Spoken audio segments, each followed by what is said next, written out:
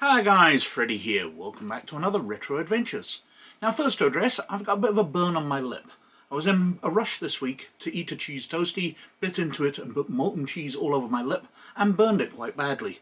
So you'll be able to watch the videos this week and tell which order I've recorded them in by the size of the burn on my lip, because I never really record things in the order that I release them. But anyway, at the end of another week and the end of another poll, we've got a very slight win for this. The ISIS coordinates for the Star Wars role-playing game. Now as usual, I'll have a look at that on the desktop in a wee second, and I'll be back at the end of the video with some other channel related stuff and some other poll related stuff. But before I do that, I'd like to take a moment to talk about my Patreons, who this week, the force is very much with them. Because these are wonderful people. They help support this channel and they help make all of this possible. Now, if you'd like to join them and help support the channel, or you'd like to gain access to these videos a week early, or you'd like to gain access to one of the other levels of patronage we've got, then there's a Patreon in the description down below. If you check it out, it would be very much appreciated. But anyway, let's have a look at the ISIS coordinates. So, this is the ISIS coordinates. It's an adventure for the Star Wars role-playing game from West End Games, and it came out in 1990, putting it kind of second edition-ish. But as with all of the versions from West End Games, the rules are easily converted, so it'll be easily used with any version of the role-playing game. Now on the cover here, it says, Rebels battle Imperial Survey Corps scouts to save an Alliance starfighter factory world. And that's the basic setup of the adventure. Now this is an adventure that I really haven't heard that much talked about. While we hear a lot about Tatooine Manhunt and those kind of adventures, this one's not really mentioned, and I don't know why, because I really do think it's a pretty good adventure. The big problem with it is it's very firmly set in a version of the Star Wars universe for the Star Wars role-playing game. And that doesn't really match up with the expanded universe as it came out, and definitely doesn't match up with the Disneyverse. Because we've got an Alliance starfighter factory world. This is a version of the Rebellion where they have worlds with millions of people living on them, which they've founded to hide people away from the Empire. Now, while this would fit in the Disneyverse, it's definitely not mentioned anywhere, so you'd really have to introduce it and explain it to your players. Now, the setup, as it says, is a Imperial Survey Corps scouts. These scouts locate the Rebel factory world, and the players are just arriving to escort a vessel filled with medical supplies, which has been produced on this planet, to somewhere else. But when they detect the scouts, they have to deal with that situation. Otherwise, the scout ship's going to return to the Empire with the ISIS coordinates, because the planet is ISIS, and report to the Empire that there's rebels here and an invasion will come. So the rebels fight it out with the Imperial scout ship, which crashes on the planet, and the Empire hijacks, or the Imperial troops from it, hijack the cargo vessel with the medical supplies. So these are so valuable to the Rebellion that they can't just shoot that ship out of the sky, so the rebels have to board it. They end up travelling with it through hyperspace, and getting captured by a Star Destroyer at the far end, where they get interrogated by one of the interrogator droids, and a rebel agent helps free them. They have to escape from the Star Destroyer, destroy all copies of the coordinates so the Empire doesn't know where the base is, and steal back the ship full of medical supplies. So they've got it really down for them. Now let's have a look at the back cover, because I've been going on a lot, I haven't even done that. So, the ISIS coordinates. An Imperial Survey Corps vessel emerges from hyperspace above an uncharted planet. The survey team begins its sensor sweeps. The lifeforms indicator crackles to life. Habitations are scanned. A spaceport, power generators, landspeeders, an X-Wing fighter. Rebels. The survey team has stumbled upon a densely populated Alliance factory world. If they live to reach an Imperial base and report their findings, hundreds of thousands of lives are at peril, and the Alliance will lose over 30% of its starfighter manufacturing capacity. Only two things stand between the Imperials and their base: half a galaxy of hyperspace and a small band of rebel heroes. So, a 64-page book features rebel descriptions of the rebel factory world ISIS, deck plans of the Krillin gunship Handry, which is staged for a dramatic conflict between the rebels and Imperials, because that's the vessel that's being used to transport medical supplies, Also includes cut-apart puzzles, which the players must solve to complete the adventure, adventure script and cutaways to help capture the mood and feel of the Star Wars movies, a complete adventure for Star Wars role-playing game for Games Master and one or more players. Now inside, the production quality is very much up with West End Game standard for the time, which is very nice. We've got a version of the scroll text, although I don't know why they didn't angle it away. Maybe it'd make it too small at the far end. I also don't like the way they've broken on certain words. We've got an introduction, which is very much an introduction to the Star Wars role-playing game. It's preparing to play adventure materials. It's introducing it as if this is the first adventure you've ever run.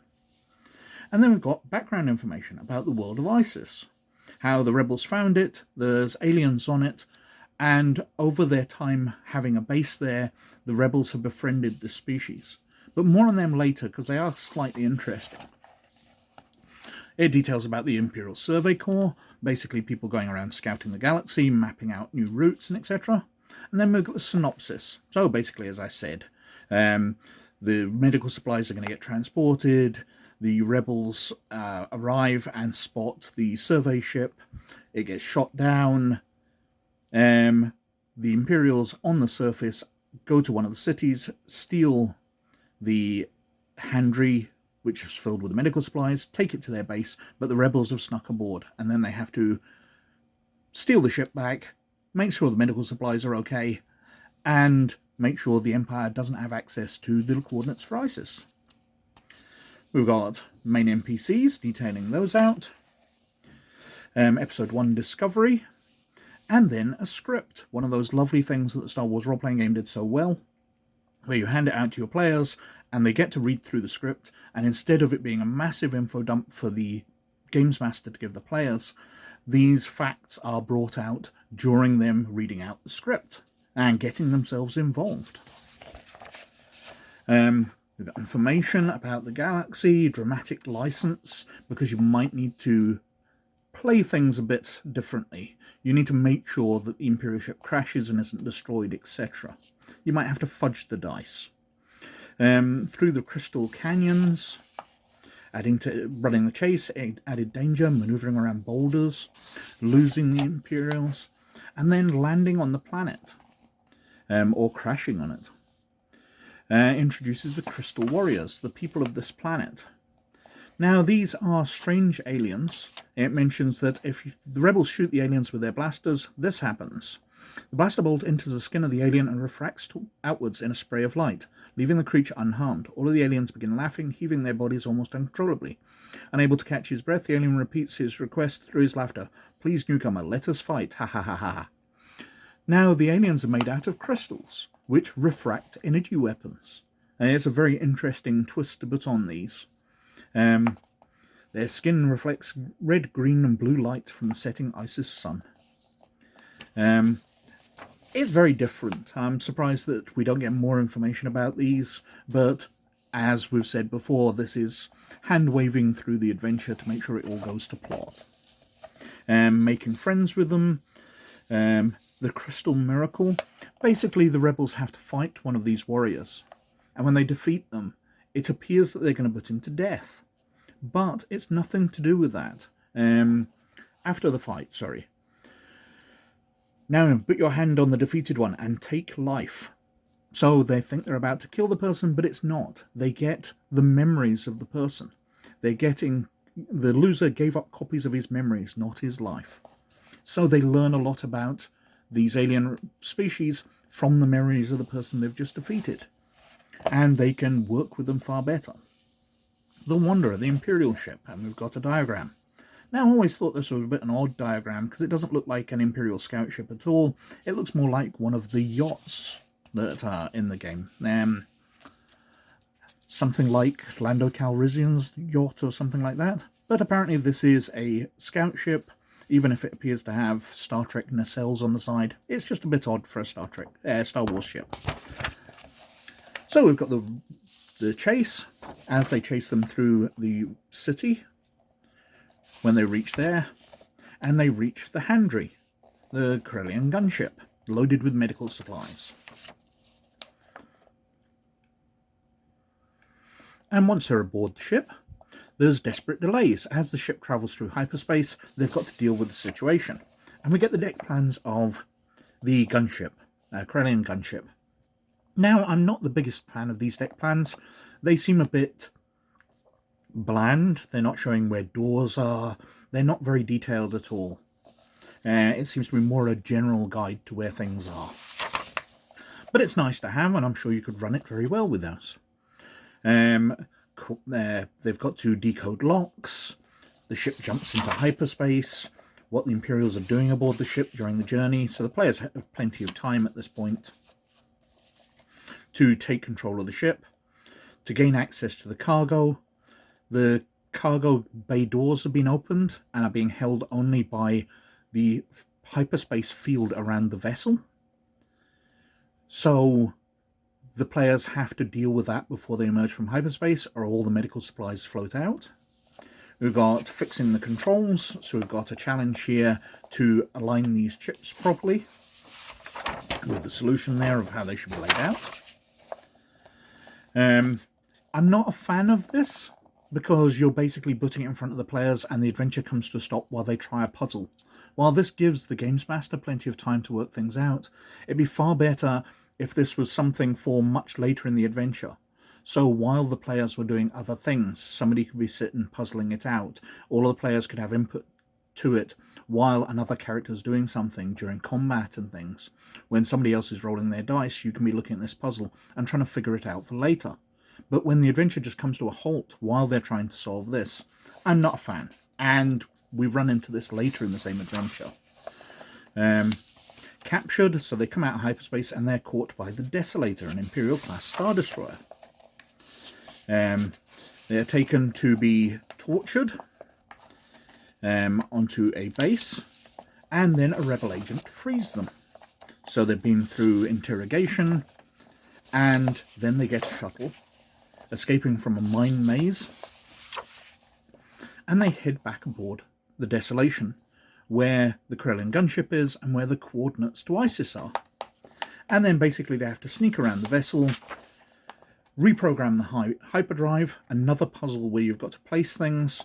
It explains how you write different programs by placing these in different alignments. Again, I'm not a big fan of this because things can come to a stop while people figure it out. They have to repair the Handry if they didn't do it while the ship was in hyperspace, but fortunately now it's in a dock in a Star Destroyer with loads of equipment, so that's much easier. They've got to disable the tractor beams, and then they've got the dramatic departure, and it talks through the rounds. So 12 rounds to jump, the doors to the bay open, and 8 stormtroopers, 1 technician, any of the scouts enter the bay. 11 rounds to jump, technician and 2 stormtroopers head for the stairs to the control tower, etc, etc. 1 round to jump, the rebel pilot must get the Handry out of the bay. So they've got a countdown to escape. Success and failure, talking through that, what awards they get, and then we've got some NPC stats here. So the Imperial Scouts, one of the Crystal Men, in fact a couple of the natives, the rebel agent that frees them, and the Imperial Admiral who's in charge of it all. Now, as I said, this is an interesting adventure. There's a lot in here to like. The puzzles I'm not a fan of, because they do tend to grind things to a halt. Although I haven't run this, so perhaps this does work. Perhaps these puzzles are easy enough. But again, it's cutting bits out of a rulebook, which I've never been a favour of. But apart from all those, and apart from it being set in a strange variant of the Star Wars universe, which isn't quite like anything else, there's a lot to be appreciated in this adventure. So that was the ISIS coordinates, and that won the poll this week with some 31% of the vote, which was only narrowly ahead of the second place, Out in the Black for the Serenity role-playing game, which came in on 29%.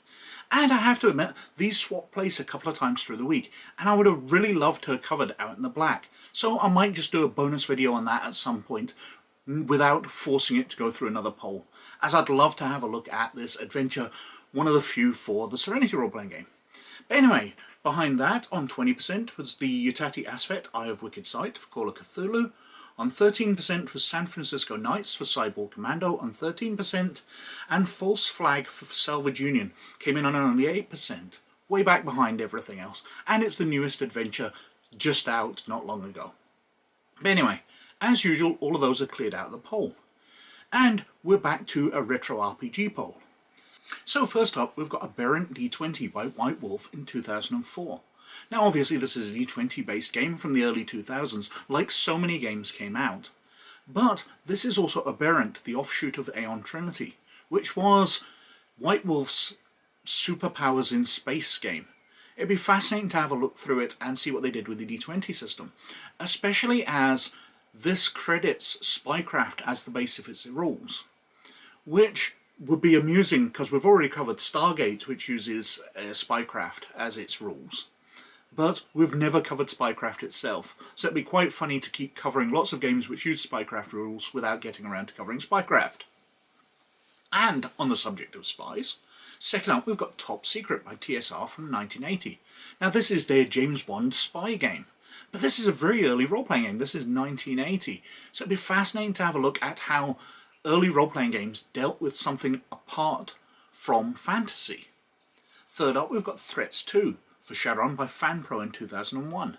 Now this is an early FanPro production, so it's not FASA, it's not the original creators, and it's moved on. But this is a sequel. We've already covered Threats on the channel once, which is a fantastic book laying down things you could put behind the scenes. And it'd be interesting to see how they dealt with it moving into the FanPro era. Then we've got Rifts Mercenaries for Rifts from Palladium Games in 1994. Now this is yet another wonderful sourcebook for Rifts, packed full of different ideas, OCCs, enemies, weapons, amazing stuff to cover, and as always will be brilliantly illustrated because Palladium did some really nice world creation. But Rifts sometimes is very popular on this channel. We shall see how it works out this time. And finally, we've got Infantry Weapons of the World for Twilight 2000. Now, this has been in the poll a few times and it's never that successful, but it's a fascinating book from the era when Games Designers Workshop was adding more role-playing games using the Twilight 2000 rules. So not only do we have weapons for the post-Holocaust setting of, or post-apocalyptic setting of Twilight 2000, we've also got weapons for Dark Conspiracy, which is a sort of cyberpunk supernatural type game, so we've got laser cannons and alien weapons and things. Absolutely fascinating mix of stuff to put into the book, and it'd be lovely to cover it. But we shall see what wins. On other channel-related stuff, well, over on DrivethruRPG I've been publishing more of my character classes for modern horror, because I've noticed there's quite a lot of interest in these, so I'm fleshing out that, and I've got a couple of adventures I'm planning to release in the next couple of weeks. Now obviously, if you're a Patreon of Laird or Librarian status, these will be uploaded to the these will be uploaded to the Google Drive for you to download. And if you're interested in that, as I've said earlier, the Patreon's in the description down below, you can have a look at that. And finally, over on RPG Gamer, well, I've been covering some of the early episodes that were released on Valentine's Day of Young Jedi Adventures. But Bad Batch is out, so I've been doing the reviews of those, and I'm going to be alternating between the two, the batch of Young Jedi Adventures and the fantastic so far episodes of the Bad Batch. And I'll be reviewing them and putting stats up for them as usual. If you're interested in the Star Wars D6 system, pop on over to rpggamer.org and check it out. I'd love to have feedback from you. But anyway, as usual, I think I've been wittering on for quite long enough, so thank you very much for watching. As always, most of all, you look after yourselves, and I'll catch you later. Bye now.